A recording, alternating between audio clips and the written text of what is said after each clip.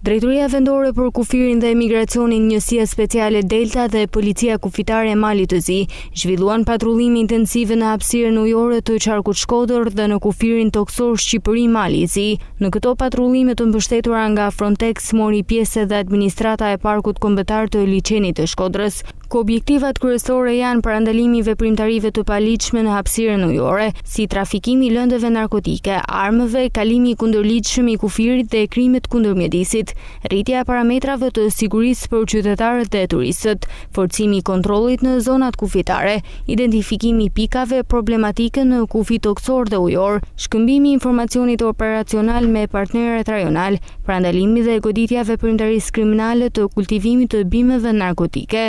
Kontrollet janë zhvilluar në zonat më të frekuentuara nga mjetet lundruese, në liçenin e Shkodrës, në lumin Buna, në pikat strategjike toksore dhe ujore, si dhe në kufirin toksor Shqipëri Mali Zi. Gjatë fazës së parë të këtij plani operacional ndër të tjera, janë kontrolluar dokumentacioni i mjeteve lundruese, pajisjet e sigurisë që kanë këto mjete, respektimi i itinerareve të miratuara, respektimi i rregullave të qarkullimit rrugor. Drejtoria vendore për kufirin dhe emigracionin Shkodër do të vijojë kontrollet në kuadër të planit operacional Liçeni 2025 gjatë gjithë sezonit veror. Ky nivel bashkëpunimi është një dëshmi e rëndësishme e angazhimit policor dhe e bashkëpunimit shumë të mirë ndërinstitucional në funksion të sigurisë së jetës së qytetarëve, parandalimit të veprimtarive të kundërligjshme, si dhe rritjes së besimit të qytetarëve turistëve tek strukturat e policisë.